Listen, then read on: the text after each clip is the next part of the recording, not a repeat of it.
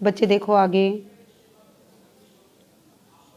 लोगों के संबंध मध्यस्थों द्वारा बना करें, लोगों के संबंध मध्यस्थों द्वारा बना करें, आज इस टूटते रिश्ते को सार्वजनिक मान्यता देते हैं, अध्येता करते हैं प्रबंध की एक शैली का उद्घाटन, जनता को के साधनों से नए लाभ की।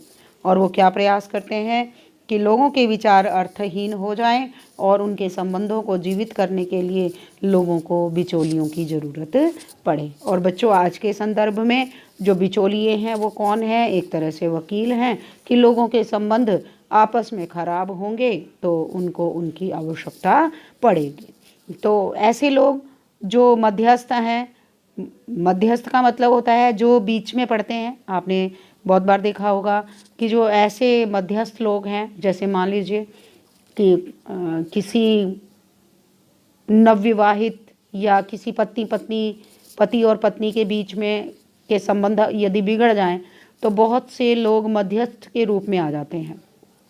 और बहुत बार ये भी देखा जाता है कि जो बिचौलिए होते हैं वो उन संबंधों को बनाने की बजाय वो संबंध बिगड़ता चला जाता है।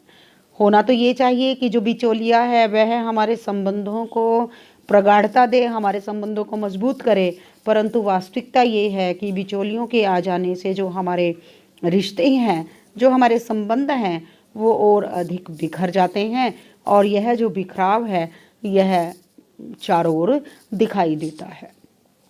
लोगों के संबंध मध्यस्थों द्वारा बना करें, आज इन टूटते रिश्तों को सार्वजनिक मान्यता देते हैं अध्येता। और जो जानकार लोग हैं वो इस तरह के संबंधों को, ऐसे संबंध जो आत्मीयता को लेकर के हैं, उन संबंधों को कहीं ना कहीं वो संबंध टूटते जा रहे हैं। उन आत्मीय संबंधों में एक प्रकार का बिखराव चारों ओर नजर आता है। करते हैं प्रबंध की एक शैली का उद्घाटन।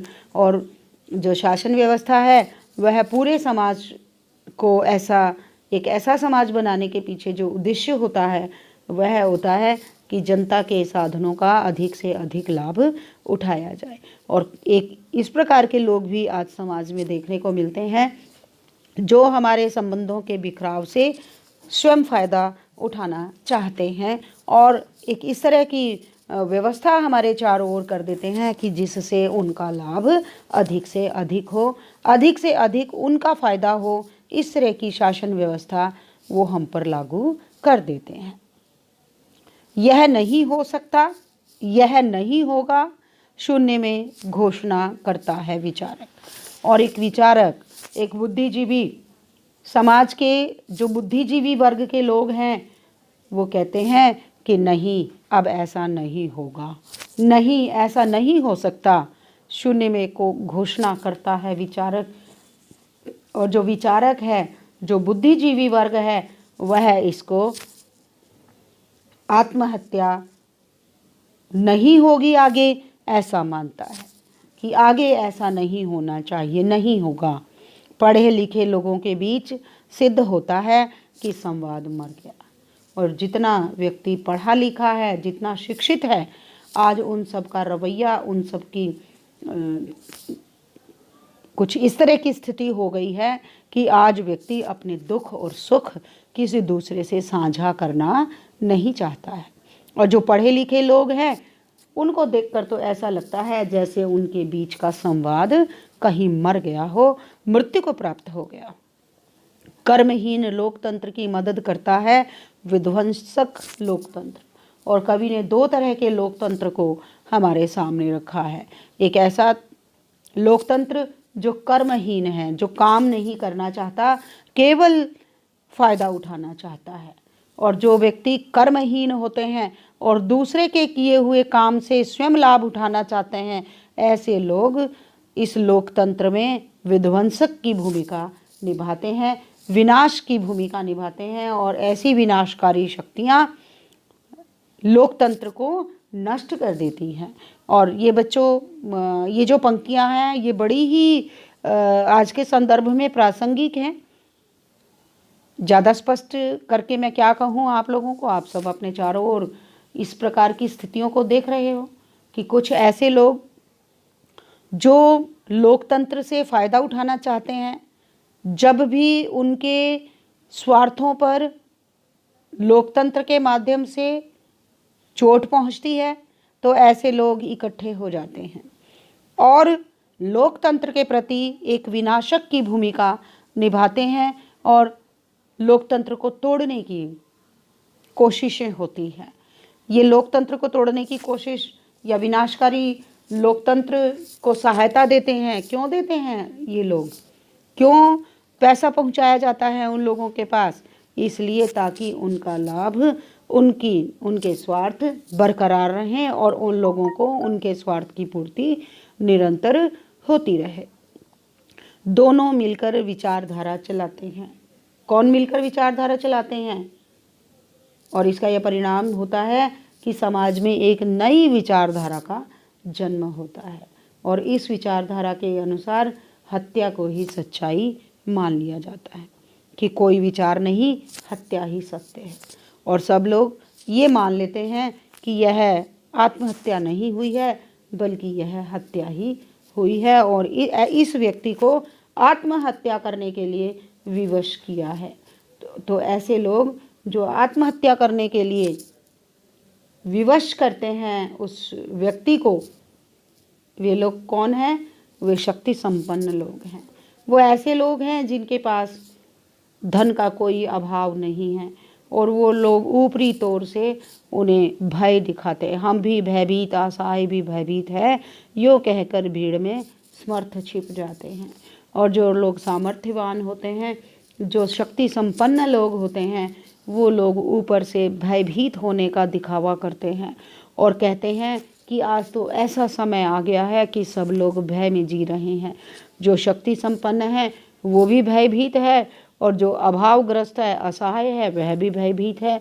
और इस प्रकार से वो भीड़ में भय को दिखा करके, आतंक को दिखा करके स्वयं कहीं ना कहीं उस भीड़ में ही छुप जाते हैं, यानी स्वयं भी भीड़ का हिस्सा हो जाते हैं। और आज बच्चों, इस तरह की स्थितियां सामान्य रूप से आपको होती हुई दिखाई देंगी कि जो शक्ति संपन्न लोग हैं वह भी एक आम आदमी का वेश धारण करके भीड़ में सम्मिलित हो जाते हैं और लोकतंत्र के विरुद्ध आवाज़ उठाते हैं और जो लोकतंत्र है उसको नष्ट करने का प्रयत्न करते हैं।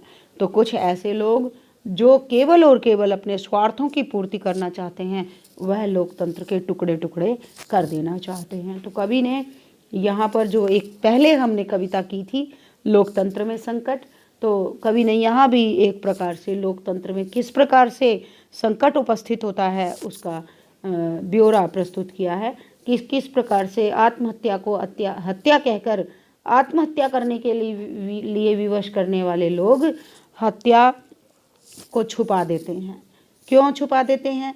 क्योंकि हत्या कह देंगे तो जो हत्या का दोषी है वह बच जाएगा, इसलिए हत्या को भी आत्महत्या कह करके प्रदर्शित कर दिया जाता है।